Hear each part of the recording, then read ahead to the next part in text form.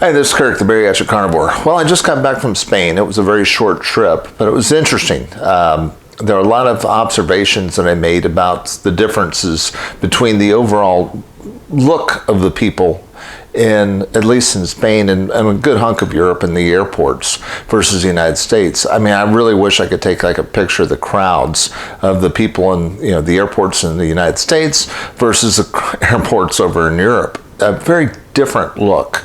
There's just not as much obesity over there. There's not as many people in wheelchairs either. I was really kind of surprised. There's no laws that really mandate like an Americans with Disabilities Act over there. So there's a large parts of the country where there's no accessibility, no lifts, no escalators, no ramps and stuff like that. So if your mobility is limited, you are stuck. And that was fascinating to me. And it's frankly because I think they don't need it as much. It's just kind of built into the culture. So that aspect was fascinating. People definitely more mobile in terms of their walking. There's a lot more walking over in Europe than there is in the United States, and it shows. People are actually able to move pretty darn quickly, at least as far as the walking part's concerned. In the United States, we're kind of like all in or all out. People are either really obese or they're just super ripped. There weren't a lot of super ripped people over there, but everybody just looked pretty generally healthy and was mobile. And I think that's a great thing. I was looking at the food labels over there. They're about half the size as they are in the United States. We put in a lot more food additives than they do. The Diet Coke, the Coke Zero label, had half as many ingredients as they do in the United States. It is kind of fascinating what they're not willing to put up with that we allow on a regular basis. How good or bad that is for your overall effect. Take a look at the people and see who looks healthier. And then I got into some discussions with some friends of mine about why the United States has a single payer system, or kind of, it's kind of a hybrid now. But why is it like that? And why aren't you paying for basic care? And I started asking them about, well, how much do you guys pay in taxes?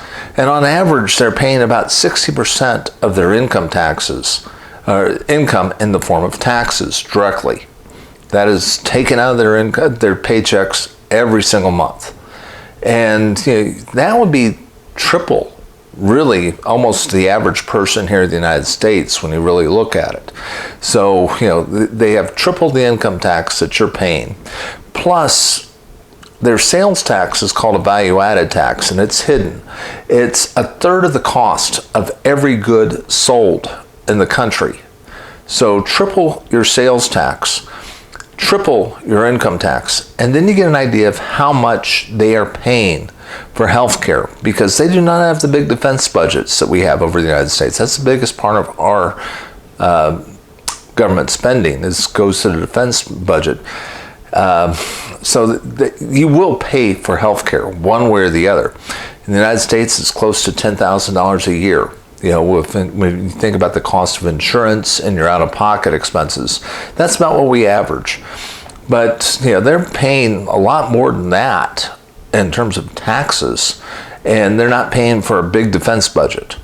So when you start adding everything up, it all kind of comes up to a wash. It's going to be an expense. The question is, really comes down to the rationing side. In the United States, we're rationing our health care based on your ability to pay.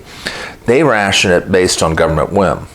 So, you kind of pick your poison. I don't think there's a perfect system out there, but you can look at it and go, okay, what do I want to do? And it's a question of, your tolerance for freedom, etc.